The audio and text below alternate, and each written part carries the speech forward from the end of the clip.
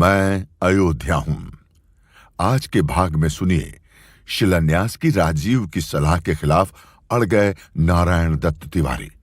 लेखक हैं दैनिक भास्कर के नेशनल एडिटर नवनीत गुर्जर।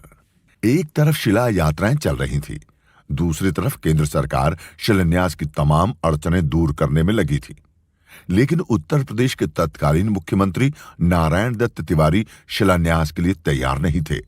वे नारायण दत्त तिवारी जिन्होंने इमरजेंसी के दौरान संजय गांधी की खुशामद की थी, वे ही अब राजीव गांधी का शिलान्यास प्रस्ताव मानने को तैयार नहीं थे। प्रधानमंत्री ने तिवारी को मनाने के लिए 8 नवंबर को गृहमंत्री बूटा सिंह को लखनऊ भेजा। उधर बाबरी एक्शन कमेटी के लोग शिलान्यास की जमीन को विवादित बता रहे थे। कहा जा रहा था कि वो कब्रिस्तान की जमीन है। देवराहा बाबा ने साफ कह दिया था कि शिलान्यास की जगह किसी हाल में भी बदलनी नहीं चाहिए।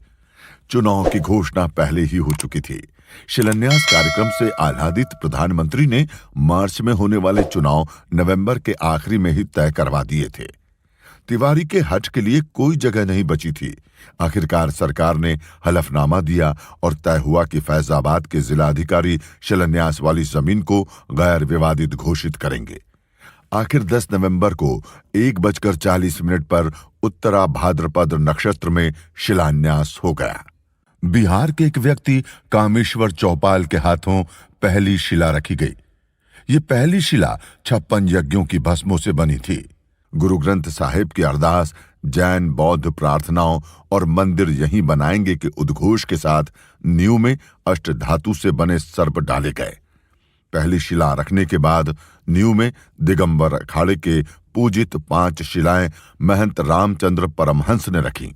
इस दिन की पूजा के यजमान शीश चंद्र दीक्षित और बद्री प्रसाद तोषनीवाल थे। इस शिलान्यास को बाबरी कमेटी ने सरकारी धोखाधड़ी माना। कुछ विरोध प्रदर्शन हुए, मार्च निकाले, गिरफ्तारियां हुई। बाद में उलेमाओं और बाबरी मस्जिद संघर्ष समिति के नेताओं ने कहा कि मस्जिद सुरक्षित है और शिलान्यास कब्रिस्तान पर हुआ है, इसलिए कुर्बानियों की जरूरत नहीं है। मामला शांत हुआ और शिलान्यास को भुनाने की गरज से राजीव गांधी ने चुनाव प्रचार के लिए अपनी पहली सभा अयोध्या में ही की। राजीव गांधी का ये अच्छा राजनीतिक कदम था, लेकिन कांग्रेस के उनके अपने साथियों ने इसे उतना ही खराब बना दिया। चुनाव परिणाम भी तब वैसे ही आए। आज के अंक में इतना ही। कल सुनिए शिलान्यास के बाद लोकसभा चुनाव में क्या हुआ।